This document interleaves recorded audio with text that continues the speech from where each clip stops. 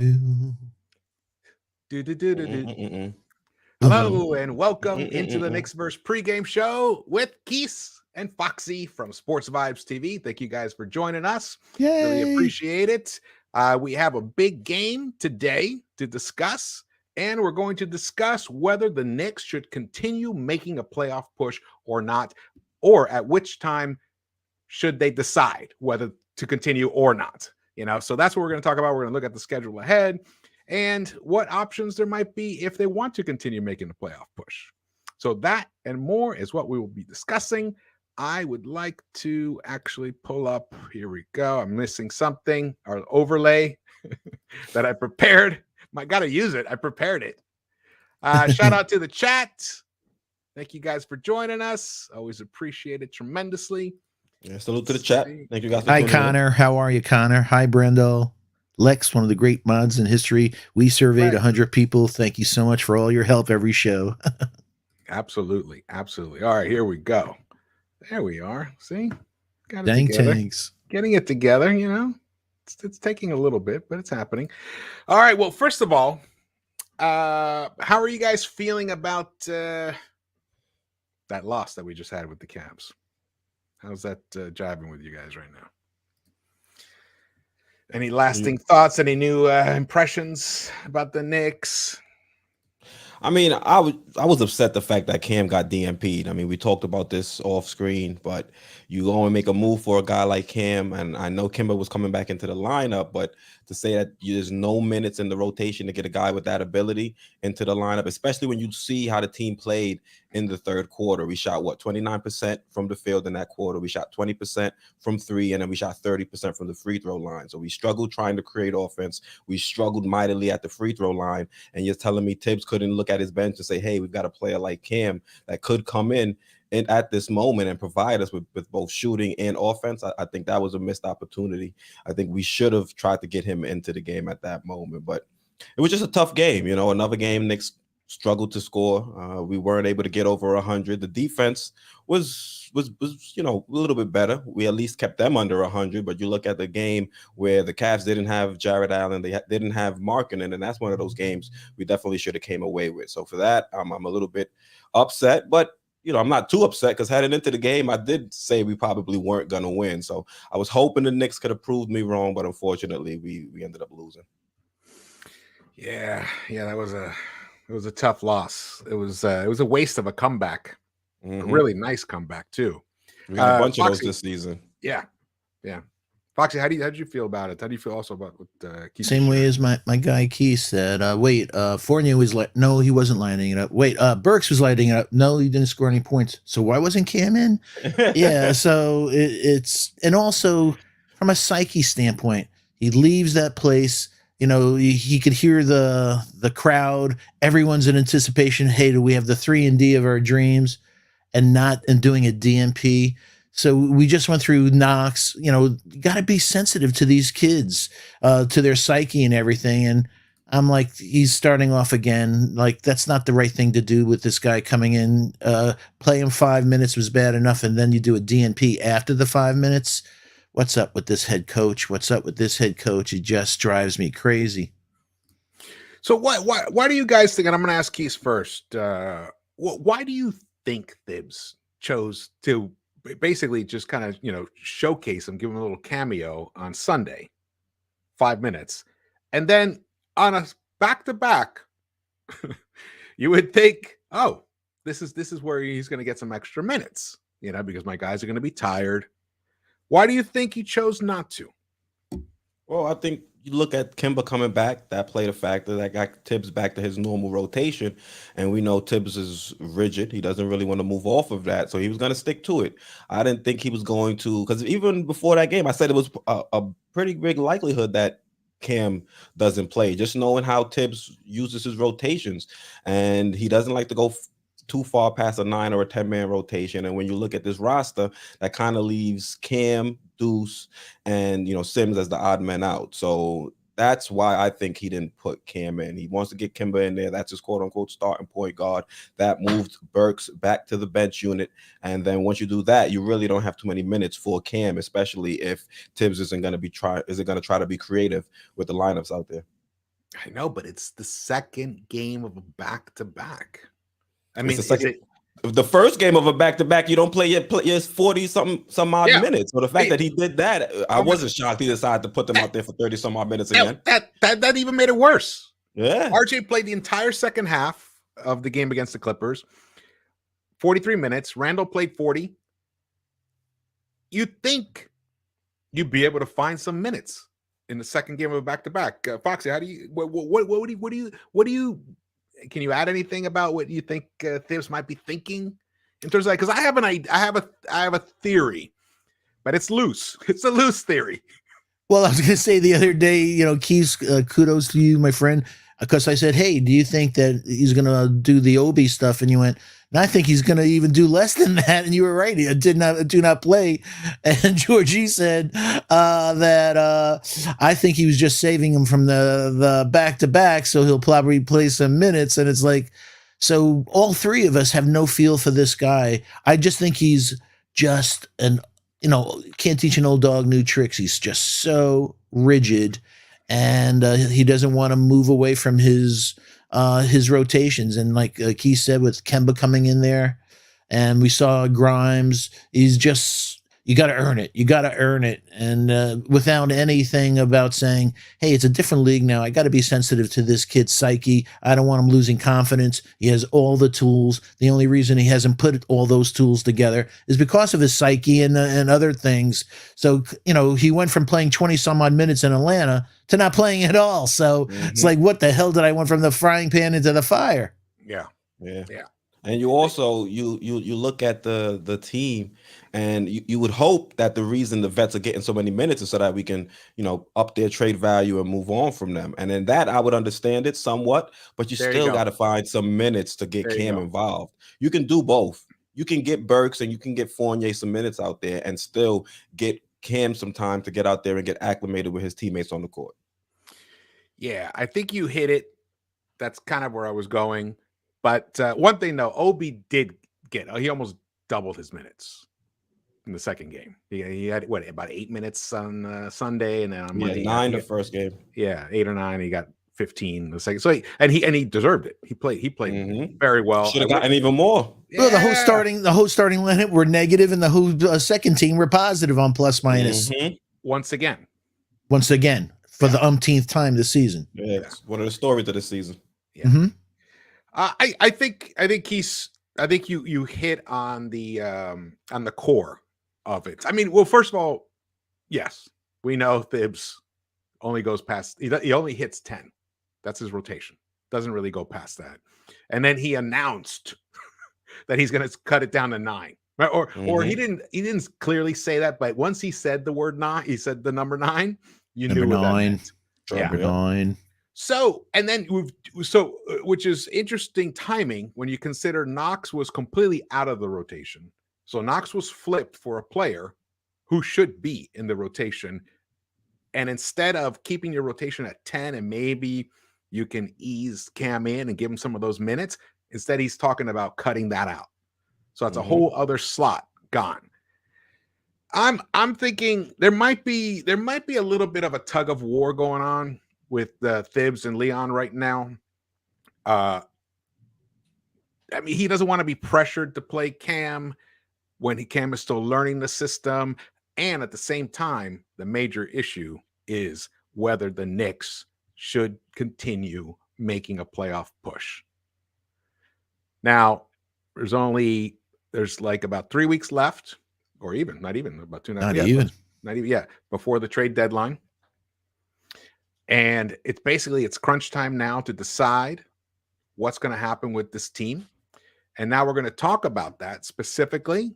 And we're going to move to our topic of the day before we do the pregame breakdown, which we do towards the end, right before the game begins. So here we go. This is the current standings right now. The Knicks are going to play the Heat tonight, the number 1 team in the East, by half a game over the Bulls. And the Heat are on fire lately. They really are on fire lately. They're going to be a tough matchup for us. And the Knicks currently are in 11th place. We are technically tied with the Wizards. I'm not sure exactly. Are we losing the tiebreaker. The tiebreaker? We must be. Yeah, if they have it set up like that. Yeah, ESPN's pretty good at keeping track of that. But look how close we are, though. 7.5, and really from 7th place, from Charlotte, we're only 3 games back from Charlotte. So we're technically in that play-in picture right now. But right behind us are the Hawks, who I don't think they're going to stay pat during the trade window. I think they're going to make a move or two. I mean, the time for them is now. They've spent a lot of money on that team. They have, Trae Young, all-star level guy, Capella. They're not gonna wait. I mean, I don't know. And then here's a tweet that I saw that Robert Kearns put out, Knicks tape 2005, which is interesting to note here. The Knicks are on pace to win 40 games this season. Should they manage to do that, it will be the first time since the 2001 seasons that the Knicks managed to win 40 or more games in back-to-back years. Thibs was an assistant on those teams. Just to give you guys an idea of where guys are prognosticating that the Knicks might finish, 40 wins. So 40 wins, I think, would probably qualify us for ninth or 10th seed. It's looking like. Foxy, what's your initial feelings about all this stuff? I don't know from a strategy standpoint if we were GMs sitting around the table, I'm like, how do we think about a playoff push when we have such chaos in our point guard position, in our 5 positions? We have to stay, the playoffs, we have to have a stable, lineup and roster. So night to night, can Kemba, how we've talked the last week or so, RJ and the team's better with Kemba on the bench, but it doesn't seem that's going to change. So, waiting for Derek is going to probably be too late. So running Burks, running IQ, we don't know. So it's very difficult to think about a playoff push when from game to game, you're like saying, what's happening at the point guard position? Is RJ running the offense today, or RJ standing in the corner today? In the 5 position, is Mitch playing? No, he's out. Is Noel playing? No, he's out. And then the other things we just discussed, that, hey, we have this crazy schedule coming up. Are we doing anything to maybe phase in at a very slow pace Cam, because we're going to need him against elite teams, both on both ends of the floor? Let's maybe phase him in. So everything they're doing, I'm like saying, how the hell can we think about a playoff push when I can't even think about us winning the next 5 games? Yeah. How about you, Quis? What's your feeling about? Do you think it's like it's not even a choice? I mean, I don't want to interrupt with you actually led me to where I was going. I mean, if it's not making a playoff push, it's going to be tanking, and I don't really think tanking is the way we should be going. So I'm fine with us making a playoff push. My only thing is, if we're going to do that, we have to do it with it being spared or being put into motion by RJ and by some of these young players, not with the vets getting the majority of the minutes. I'm perfectly fine with us playing RJ, playing Quick, playing Grimes, playing these young players extended minutes, and us falling short, or where are we now? 11th, 12th? Yeah. I'm fine with us. I mean, we're basically tied for 10th. I mean, exactly. We're there. I'm perfectly fine if we were to miss the playoffs, but we, ended the season where our young guys are making impactful plays out there on the court, and we're led by them. But what I don't want is us to make a playoff push, and we're playing, Burks, Fournier, the bulk of the minutes. Same thing with Kemba at point guard. I think if we were to do that, it would kind of be almost like a lost season. If you look at this team, we went out there, we made the trade for Cam. So I'm okay with us not being top 10 in the draft, because I feel like we went out and we brought in a player like Cam that can be that elite wing for us, like Foxy said. And I'm cool with us not having to have a high draft pick in order to up the talent level on this team, because I feel like we already did that with the Cam move. So I'm okay with us making a playoff push fueled by some of our young players, as opposed to making a playoff push where we're giving the vets a lot of the minutes out there on the court. So I like what you're saying. So you're saying, And a lot of it, what I was going to say was, do you think with a coach like even Thibs around, is it even realistic for us not to make a playoff push? Yeah. Yeah. Even with all the turmoil like that Foxy referenced, even all that being said, we have Derrick Rose waiting in the wing, not waiting in the wings, but he's mending. And he's looking like it looks like he's going to make it back. Let's hope. We still never know. And we just brought in Cam. RJ is starting to really ascend.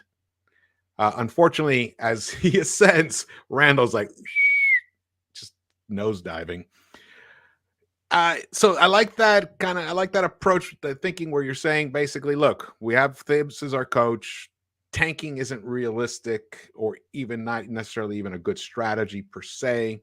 However, if we do make a playoff push, it should still be done by putting the focus on the young core of the team and having them develop. So it's like a development and still continue the playoff push, and then use the vets to feed into that. Mm-hmm. And Foxy, what do we say? Defense and development, right? Yeah, and meaning this is a strange. These are not normal young kids. They play defense, so you're not giving up. When you play Grimes, it's not like you're sacrificing. You're gaining something. Yeah. Obi is another story on his defense, but just keeping it real. Obi is great, but he makes a lot of the reasons he's not on the court with Thibs is because of the same reason Knox wasn't on the court: missed defensive assignments. Yeah. Yep. I think, let's look at this. Let's look at the schedule here, man. So this is the next, believe 8 games. Next 8 games before. Oh, sorry. Jumped ahead. Make sure you guys stay tuned. That was a little sneak peek into the pregame portion of the show. It's a teaser. I say it's a teaser. That's right. So we have 8 games before. Actually, the 8th game happens after the trade deadline. The trade deadline is normally 3 p.m. East Coast time, correct? Yeah, I think that's where the league office is. Mm-hmm. Yeah, I believe that. Right in New York. So, which is noon here in LA. That might be. They may have changed that this year. It might be 5 o'clock. But anyway, either way, that Warriors game happens after the trade deadline, and the Knicks will be in that West Coast trip, and I will be seeing that game on February 5th. So really, we're talking about 7 games, including tonight against the top team in the East. Look at these teams: the Heat. Then we play the Bucks. We have a little breather at home with the Kings, and then the Grizzlies come. Go a little back to 2 games at home. Grizzlies, they're tough. Grizzlies are tough. They're 32. Damn right, 17. They're tough. They're streaking. Yeah, they're streaking. Though we match up well with them, but either way, they're still going to be tough. It's going to be a tough game. Then we go on the road to Los Angeles, play the Lakers, then Jazz, Nuggets, and then the Warriors. By then, I mean, let's just look at the first 7 games, not even look at the Warriors game. Oh, the 1 and 6. Okay, yeah. So we won't talk 1 and 7. We might be 1 and 6. I know. Yeah, so we could be 24 and 31. Right? Yes. 24 and 31. That's harsh. That's harsh, man. And we came off the easy part of the schedule that we were supposed to eat on. Yep. Yeah, we were supposed to be forward. We still have the second toughest schedule, so it's going to be tough. And we have we still have the second toughest schedule for the remainder of the year. Mm-hmm. Yeah, man. If we had been like 2 games over 500, which is kind of was realistic for this team, but then we dropped those games, man. Those were bad. That's why stealing that Cavs game the other night was so important. It really broke us a little. Let's see what the chat is saying. Salute. Shout out to the chat. Thank you guys for joining us so much. Brother BKL Contreras, Citizen X. Awesome to see you, man. Revolution 2829. Shafe Diesel. Anyone that you guys want to shout out to? My friend Gideon Amaqua, otherwise known as G Money. I hope all is well. Check him out. He does a show on my friend Kev on Bronx Jedi Sports Network. So check him out. As always, brother BKL Contreras, like you said, he's like a brother to me after all this time. Dare House, Air Force One. Quis, anyone you want to give a shout out to? You got Herbie Mack in the chat, Annuity 25. Salute to you guys. Appreciate the support. Tuning into the pregame show. Severinks, as always. Annuity 25, yeah. And my man, Citizen X-Man of the SV Nation. Yeah, man. Air Force One. And Danny Landis, I don't want to forget him. Air Force One.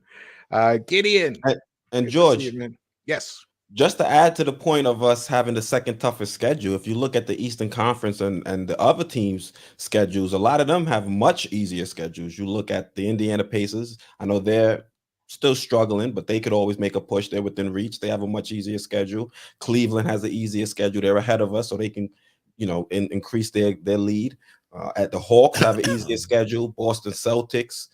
Who else? And even the Wizards. And I know we have the second toughest, so the most of the teams are going to have, easier schedules. But those teams, they're all in the top 10, top 15 when it comes to easier schedules. So they have a much easier road getting to the playoffs, getting to the play-in than we do. And then you add in the struggles that we're having with this team so far.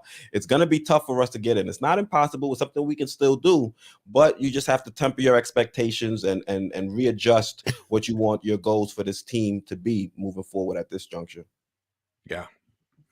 So how do you guys think the team should approach this stretch coming up right here? I mean, how can the Knicks actually, let me go back to the schedule specifically. So we have the Heat tonight, which we're going to get into in detail, which I know looks like a really tough, and we're going to get our asses kicked. However, weird things do happen. So look what happened last night. The Clippers and the Wizards. That was insane. It was an insane comeback. So you never know. And also Kyle Lowry is out. But and then the Bucks, for some reason, we're able to play the Bucks fairly decently. So I'm not saying we're going to win those two, but let's put those two aside.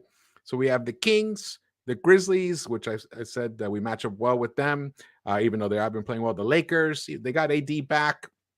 Hopefully we'll have all of our bigs back and available for that. The Jazz, always weird matchups with us. These teams, they're not automatic. There weird dimensions to them because of the way we match up with them. And then there's the Nuggets, who are still fairly depleted, even though they have Jokic, who's playing insanely well. Is it even realistic that the Knicks can pull off, go 4-3 in this 7-game stretch? If you just joined us, we're removing the Warriors from the discussion because that game takes place right after the trade deadline. So this is all impacting the trade deadline, the decision making is why we're talking about this way. Foxy, do you believe there's any chance that the Knicks can go 4-3 in the 7-game stretch? Or to do so, actually a better way to phrase the question, sorry, brother. Better way to phrase the question is, what would it take for this team to go 4-3 in the next 7 games? It's what we saw, what we've talked about, RJ and Randall being aggressive, Randall playing like the second team all NBA, cutting down on those turnovers, but boxing out, fundamentals, just everyone doing what they're supposed to be doing, playing hard-nosed New York Knicks type of defense. And, hey, it all starts on defensive side. If we lock in, play good defense, and hit, hey, last game, what did we shoot? 31.6% from three. Hey, it's really, really critical that we shoot well from three. And it bothers me that this year that we're 27th in field goal attempts. So I thought getting Fournier and a few others and changing a few things that we were going to get up a few more shots, but that hasn't happened. So getting back to your thing, starting with defense, play great defense, hit our threes, and pass that ball movement. So we're not stagnant on the assists per game. We had 21 last game. Let's get back in that 26 number. All right. How about you, Quis? What's your feeling on that? That sigh is my feeling on that. I mean, honestly, it's possible. Do I think it's probable? No. I came into the season looking at this being one of the toughest stretches for the Knicks, and I didn't view us being over 500 then. So it would be crazy for me to then come now and say, sit here in front of you and say I believe we'll be over 500, after we've seen them play, and it hasn't been great most of the time. And if you look at this season, we really haven't put together a lot of winning stretches. We had the one to start the season. We had the one where we right before Kemba came back, where we beat the Hawks and a few other teams. But other than that, we really haven't been able to string wins together. And I don't see us, the Kings, that's a favorable matchup. But outside of that, you're looking at us being, pretty big underdogs in each of those games. So I would hope we were able to be 4-3 on this stretch, but I just honestly doubt it. I just don't see us gelling. I don't see Tibbs making the right adjustments when this team is struggling to help us stay close in games. You're just like totally like it's not even worth talking about what No, how can they do it? You're just keeping it real. I'm not saying that, but I'm just saying if I were a betting man, I would just bet against it. I mean, even if we don't go 4-3, I'm not going to look at this season and say it's a loss, unless we go 4-3 and you've got Fournier playing 30 minutes, you got Burks playing 27 minutes, you got Kemba playing 25, 30 minutes. Then it's like, okay, we've got these guys playing and we're losing. And you would assume if we're losing, those guys aren't really playing well. So then we'd be in a position where we're losing games. We're not really upping those guys' trade values. And then we'll be in like purgatory at that point. So hopefully, if we do go into a tough stretch, we'll still at least see signs from RJ getting better. We'll see Quick find his shot and get a little bit better grasp of playing point guard and things like that. Like we said to start the show, this should be about defense and development. So if we don't have a big winning streak to get to above 500 in this stretch, and that's what I'm going to be looking for in these upcoming games. That is the toughest thing about the situation that they're in, because for them to even have a chance of a 4-3, we're only talking about one game over 500 during this stretch, but these are really tough games. They have to, like, Thibs has to actually play the vets and hope that they deliver. And in turn, if they do that, they would raise their trade value. So then we might actually end up trading a Burks or a Fournier. I think one of those two guys have to go, and possibly Kemba himself. Now, Kemba, we can always cut him later on. It's about $4 million left for this season and $8 million for next season or something like that. Anyway, it's not crazy amounts of money. So he can be cut. So that'll help solve that. And also we wouldn't do that until Rose is back anyway. But you know what I'm saying? Okay, we need these guys so that we can, we need them to play well, including Randall, because Randall's the key. Like Foxy said, if Randall returns, if suddenly he wakes up and he had a great, morning in Miami Beach, and then he went into the arena there and just feeling it, and he just lights it up tonight, and he goes on a roll, which we've seen him do. Yeah, I think that's key. The Knicks don't have a chance at all to go 4-3 unless Randall returns to some semblance of what he was last season. Doesn't have to reach that pinnacle, that 24, 10, and 6 and 40% from the three, but no 6 or 7 turnovers. That's the key. Exactly.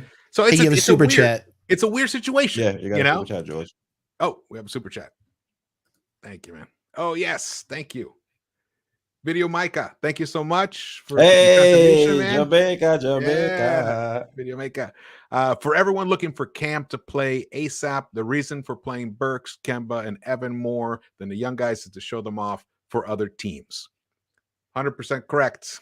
100% correct, Video Micah. The only issue is we did that against the Cavs, and that was a winnable game. And does anybody think we raised the trade value of Evan or Burks after that game? I don't think they showed anything, and that's another L in the loss column. So, well, that was a really nice 0 points by Burks, though. he had effort throughout. No, and didn't Fournier also have 0? I mean, Fournier had he had 7. Oh, Fournier had 7. God, it felt like 0.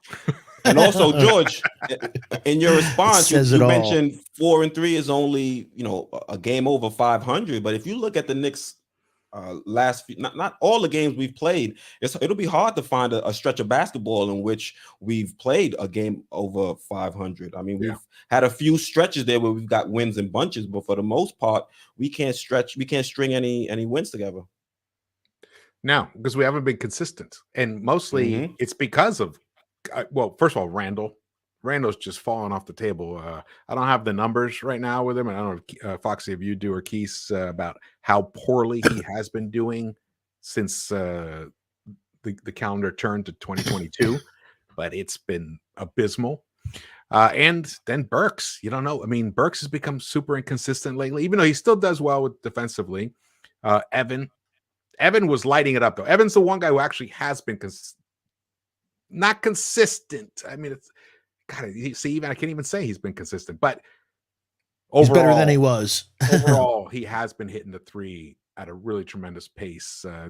He was until the last game. He was, or the game before that, he was, I think, leading. I think he was the top 3-point shooter since. He was over 50% leading the end. Yeah.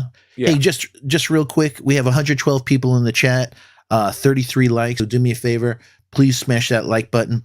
Please smash that subscribe button. Hey, George is at 3.97. He's a blink away from 4,000 subscribers. So, folks, if you haven't subscribed, smash that subscribe. If you have subscribed, please tell your friends. Please turn on that all reminder bell so you don't miss out on any. While you're doing it, please do the same. Subscribe and reminder bells for Sports Vibes TV. Please share the link on your favorite social media platforms. And as always, thanks to the mods. We appreciate all you do. Absolutely. Absolutely. Thank you, man. Yeah. Thanks, everybody. Bricks Nation, Lexa Destroyer.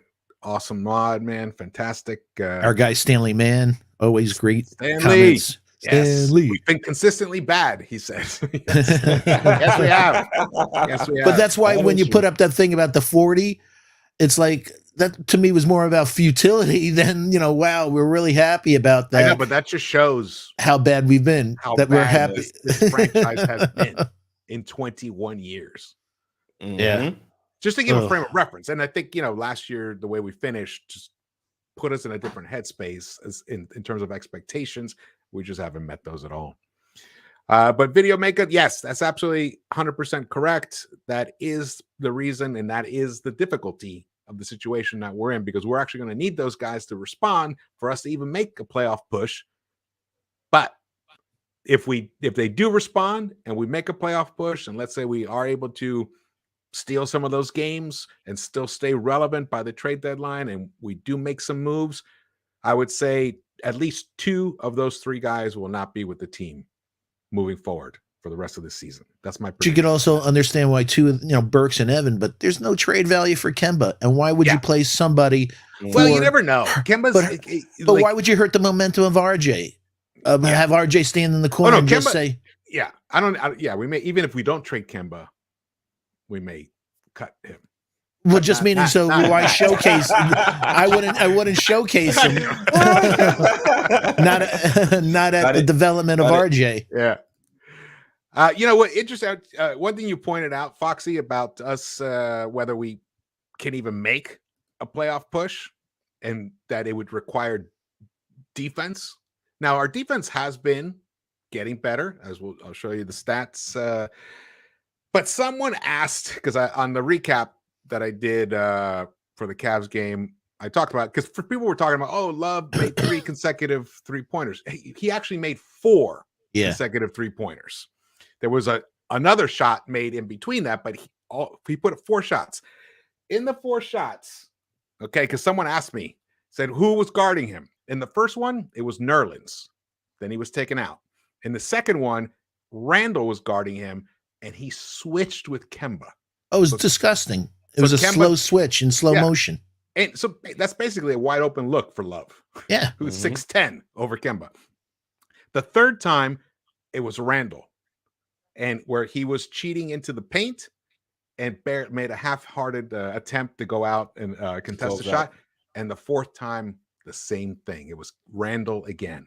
So 4 3 of those 4 times, it was Randall having his lackadaisical perimeter defense. And it cost us. That was the difference in the game when he got hot. Like that also calmed the team down. Mm-hmm. But Knicks fans is like, if Obi did that, he'd be yanked, and yet you're just leaving out. And that's what we talk about mid game adjustments. You're letting this guy light us up from perimeter, and with a guy putting a lackadaisical defensive effort, and you don't make a move. Come on, man. And you don't want to put in Cam. Yeah. No, that's make any sense here. We'll just show this really quick because it's an interesting little. People have been talking about this. Bricks Nation. Yeah. Hi, Bricks. Trade Randall, Kemba, and Noel for Westbrook and 2 second-round picks. Westbrook will become a free agent 2022-23, giving $47 million in cap space. I'm mostly just showing this. Yeah, we've seen this before. A lot of people are talking about it over the last couple of weeks. Yeah, I don't want Westbrook on this team at all in any way, shape, or form. Not at all. And that was kids. Yeah. All right. And especially for Randall, to include Randall in the deal. I mean, if you wanted to do it to get rid of Evan and his contract, but I think you can still get value for Julius Randle. You might have a team that looks at him and says, okay, he might just need a new environment and make a move for him and would still give up some pretty decent trade assets. But for Brick Brook, I'm not giving up Randall for. I think it's underselling Randall. Yeah, a lot. Yeah. I'm not the biggest Randall fan. I say it all the time, but I still think he's not more people. valuable than Brick Brook. Just ask me and JD. Yeah, on screen, I'm fair in my analysis. On screen, I'm cussing. Oh yeah. Well, we say but you're also right, which is the coolest part. Randall, even though his efficiency has been garbage basically lately, and his defense has been spotty. 27th out of 30 on the power forward position. That's for his efficiency ranking. That's how bad he is, folks. That's the whole season, or that's just for the season? Wow. See? Yeah. But he might be a guy who a change of scenery actually could jolt him back to some semblance of what he was last season. At least I can see that as a rationale for a team wanting to acquire him. Yeah, my gut's telling me though that if we go 1-7 over the next 8 games against this formidable opponents, that it's going to be a trigger for his behavior again, man. So February 3rd, next Wednesday. He's already triggered. I know, but twice, 3 times you're out, man. So I don't know how much the front office can take if he pulls a couple more things. Yeah. So Mitch is back, but Nerlens is out. Is that what the case is? Yes. Yeah, Kemba, Fournier, Barrett, Randall, and Mitch is the starting lineup. Thank you. You surveyed 100 people. Thanks for that, man. That was actually Begley just came over. Any news on the Heat starters? I know Lowry is out. In fact, let's move on. Harrow is back though. Harrow's expected to play. Oh yeah. Okay. Yeah. His conditioning for that. Okay. All right. Cool. Now we're gonna do a little pregame of the this matchup with the Heat. There's seems to be a lot of competition, hostility between these two franchises historically, and we even saw it last season. There was some of that, though. There's a little special love between Jimmy and RJ, which I don't know if you guys ever saw that little video I put out about what they might have been talking about that time. Jimmy is obviously a Thibsian player, so he's relentless defensively. I'm a big fan of Jimmy Butler, huge fan of him. I would love to have had him on this team. Here we go. Last 10 games, Heat are 7-3. They're averaging 111 points more, only allowing 105, a 6-point differential, plus 6, 44.6 rebounds. They are averaging over 27 assists per game, 46.4% field goal percentage. In turn, the Knicks in the past 10 games have been 5-5, and that includes that loss with the Cavs and everything. We're finally a plus differential, just short of a whole point. And our rebounding is at 47.1%. Our assists have finally crossed 20. For a stretch there, they had fallen below 20 per game, which is abysmal. We're now up to 21.8. Our field goal Ooh. percentage is still low, 43.7%. This on paper looks like a devastating matchup for the New York Knicks tonight. What is going to happen, guys, tonight? Bam is back, and he's been playing well. Lowry is out, though. I'm pretty sure that he's definitely still out. Tyler Hero's back, you said, Quis? Yeah, he should be back. So, Quis, what do you think, man? Do we have a chance tonight? Like I said, we always have a chance. You said it. Knicks and Heat, we always play each other competitively. I'm excited to see what Mitch is going to do. He'll be back. He has a tough matchup against Bam. One of the big things I'm looking for this season is to see how Mitch plays against, some of the best centers, some of the best bigs in the league. So, you got Bam, a player that can knock down the shot. He can also be a playmaker out there for the team when they run the offense to him. So I want to see what Mitch can do coming back off the bad ankle to see if he can at least, be a pest for Bam. So that's one of the matchups I'm looking at off the bat. And then also I want to see who's going to be matched up against Jimmy. If it's an RJ Jimmy matchup, always love that. See how RJ's game has advanced defensively. See if he can be a pest for him, and also vice versa. See how RJ does with Jimmy guarding up against him. See if he can stop him. So those are the two matchups I'm really trying to keep my eyes on in this game. Bam, Mitch, and Jimmy, RJ. Mm-hmm. Who do you think is gonna guard Randall? Who do I think is gonna guard Randall? Yeah. No, sorry, Quis. Yeah, Quis. They'll probably put Bam on him sometimes. I think if Randall gets hot, Randall gets hot, they're gonna put Bam on him. Yeah, I'm not worried about Bam guarding Mitch defensively because Mitch is just gonna catch the ball and jump up. That's all he's gonna do. I want to see how Mitch defends against Bam. Because that's what we're gonna be paying him for when he's up for a new contract. I kind of remember Randall did a okay job against Bam, right? Or am I hallucinating? He had a solid season last year, so yeah. Yeah. So Foxy, how about you? What matchups are you most? The biggest matchup for me actually is in the coaches.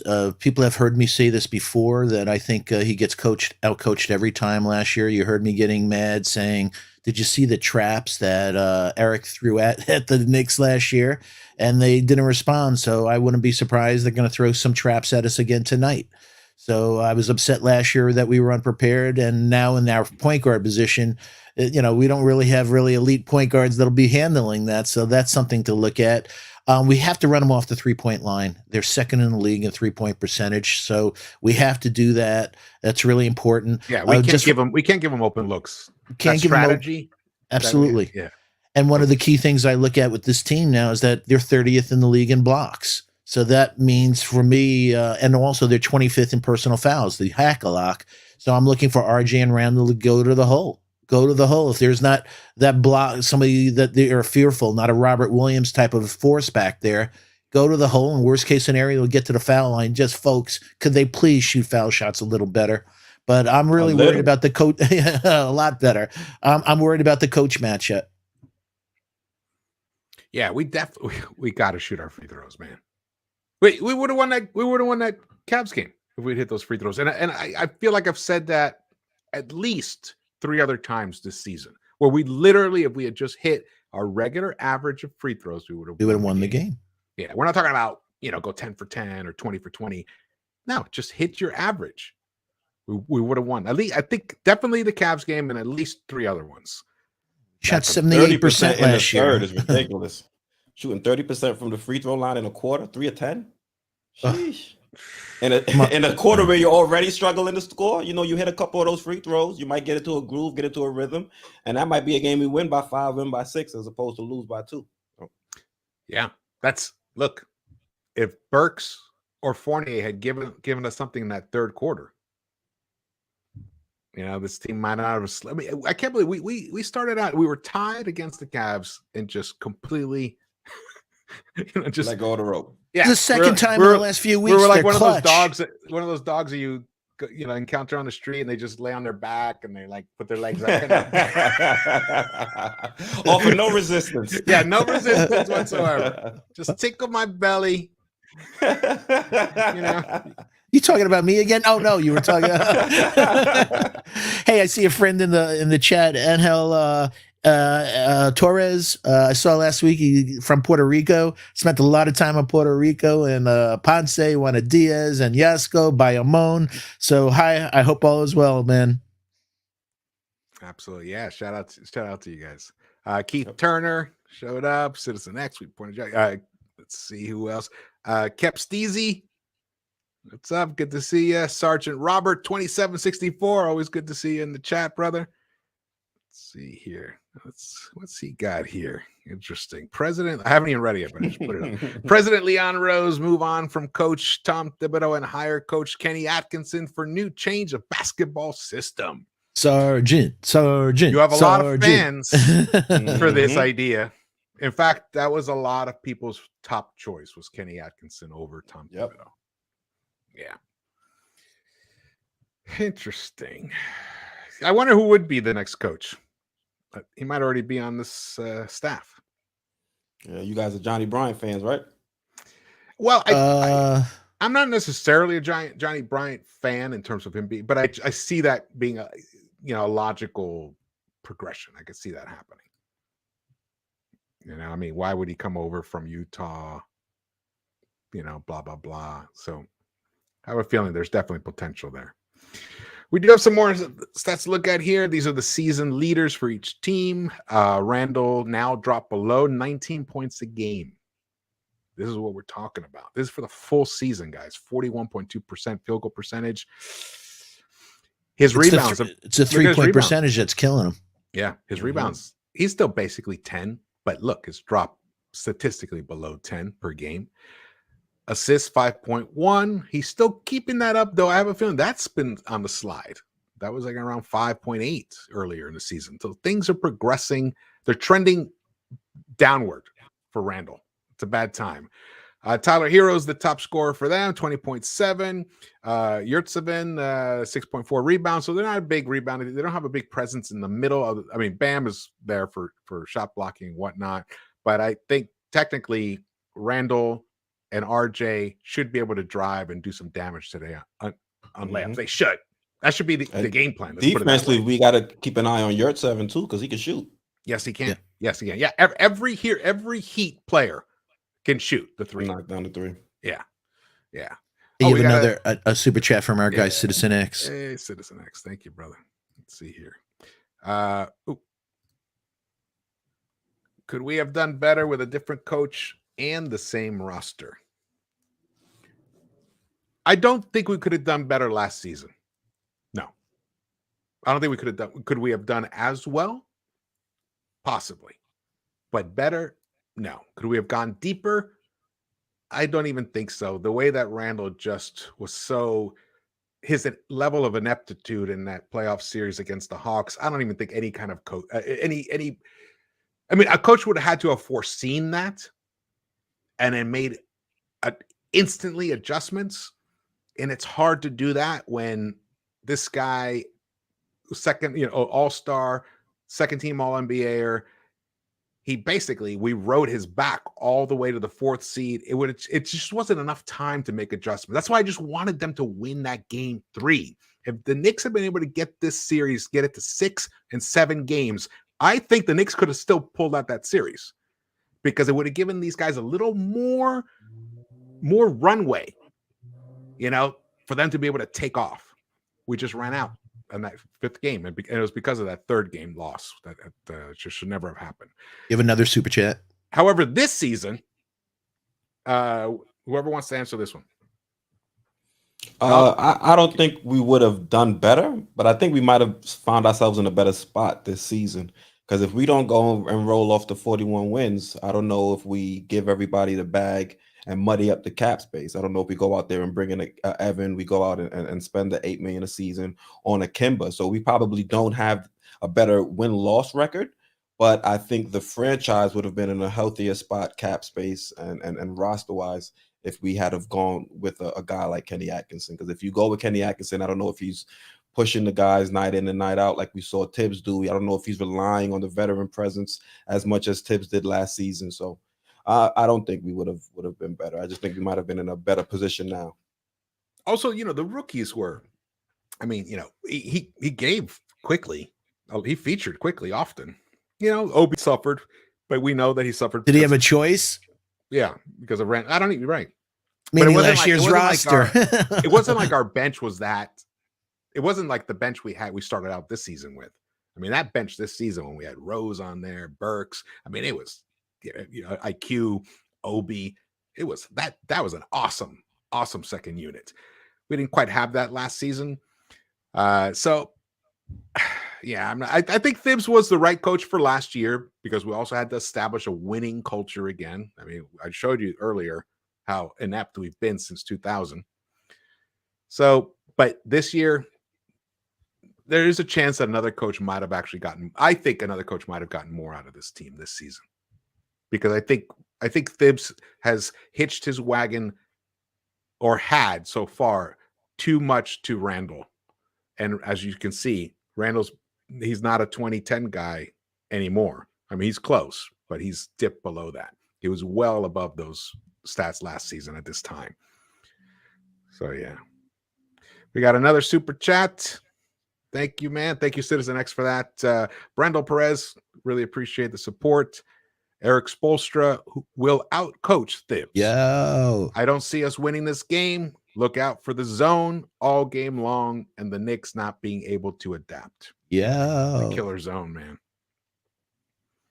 The zone. I think that's one thing that kills Tibbs, the fact that he doesn't know how to adapt to what's going on in the game, or at least it doesn't seem. I don't want to speak like as if he doesn't know what he's doing out there, but we see teams implement things against us like a zone and like attacking us different ways defensively, and it's almost as if Tibbs really doesn't make any adjustments to counter what they're doing. So, I mean, you can call it being out coached. I don't like to say it like that, but if that's what it is, Spo is probably going to do it in this game tonight. You want me to say it for you? I don't mind saying it. Foxy, how should Thibs and the Knicks address that Heat zone tonight? There's only two ways to do it. One is shoot the lights out, and the second one is you have to have a zone buster, and we don't have somebody that can break down a defense with their handle. So that's one, just go somebody that breaks it down, and that's why we miss D Rose so much. Yeah. There's really nobody on this roster with that capability. I'm trying to, I can't remember. Did we have Rose? We didn't have him for last year when we played against the Heat, right? That first time? Probably not. I'm trying to remember. I remember being frustrated by that, I think. Yeah, Rose would be perfect for tonight. Well, Kemba, technically, shouldn't Kemba be the one that can break down this defense? The zone? Not with that left knee. And I don't mean it in a mean way. It's just he's a 3-point guy now. I just don't know if he can do it. Yeah, but I don't think Foxy. I think Thibs is going to have to rely on Kemba to attempt to break down that defense. He's the only one with the handle. Good enough. I mean, RJ almost has a handle who can, depending on who's guarding him. At least he can get to that elbow spot, and that starts make a pass to the big. Exactly. And now, and luckily, we have Mitch back tonight, so that might be a way to start. What you need to do is you need to bruise the zone, and that's what starts getting it, softens it up. So, absolutely right. Fournier starts raining a few threes. You know how we've seen him do in those first quarters. And then possibly relaxes Randall, and we get Randall to hit one of those threes from the top of the key. When he hits that, he's usually going to have a decent night. RJ from right at the break or on the corners, maybe he hits a few threes, and then he drives the baseline, finds a cutter. There's ways to do it, but I don't know. I don't think they practice it enough. That, or maybe think out of the box, maybe a small ball 5 again going against them. Hey, Cam. Thank you. A small ball lineup against the Heat can work. Yeah, but will this coach implement it? So we're all looking at, hey, Obi hit 3 threes the other day, and that was another thing that pissed me off. That the guy, when the basketball gods look down upon you and say, hey, man, you got it. Why you take this kid out? He's waited all year to hit from 3. Just keep him in there. Keep him in there. So we'll see. But those are the things us in our little think tank here is saying, hey, here's the things. Let's think out of the box. But he's just such a rigid dude. I'm thinking a small ball lineup without Randall. I'm thinking a future without Randall. So I know, but I mean that's the game is going to start really soon. So, but who's going to be the 5 then? Because you have the small ball 5. I want Randall right there because he can at least threaten to hit the 3. Okay. Obi, Cam, RJ. Either if Burks is hitting his shots, Burks, or Fournier. If Fournier is hitting his shots, then Fournier, and Kemba. That small lineup. No Quick. No Grimes. I was about to say. Yeah, I want my Grimes because they're handle, or I mean, depending on how they're doing. I mean, Fournier and Burks have a slightly better handle than Grimes. Quickly, I wouldn't say slightly. They do. They do. Do you want Kemba on Hero? If Kemba and Hero, I'll take Grimes on Hero. Hey, yeah, Grimes. I'll take Grimes on Hero. That's where I'll take a bacon, egg, and cheese on the Hero. How about that? I'll take a little ketchup, and I'm with you. It's always a problem with Kemba. You can't put Kemba on anybody, really. His stats are brutal, man. They're a better team with him off the court. Yeah. And that's the facts, folks. That's just the facts. Yeah. And they're a better team with IQ on the court. And that's the facts, folks. So IQ. Yeah. So these are the breaks. So IQ, RJ, Cam, Fournier or Burks, and Obi at the 5. That's a nice, super small ball lineup. They can all shoot the 3. Almost all of them, except for IQ, they can all penetrate. Interesting. But I can see. What are the odds we'll see anything like that tonight? Yeah, I know. But we can see Grimes running him off the 3-point line, but I can't see Kemba doing it. Exactly. Yeah. All right, guys. Well, thanks so much. Right now, we still have 104 in the chat. That's awesome. Thank you guys for joining us. I actually think there's a chance we steal this game tonight. The Knicks are desperate. The backs are against the wall, and Thibs' back is against the wall. So let's hope that he can respond. I want to be optimistic about it. I think it is possible that he can steal this game. The NBA is a weird league. It can happen any night.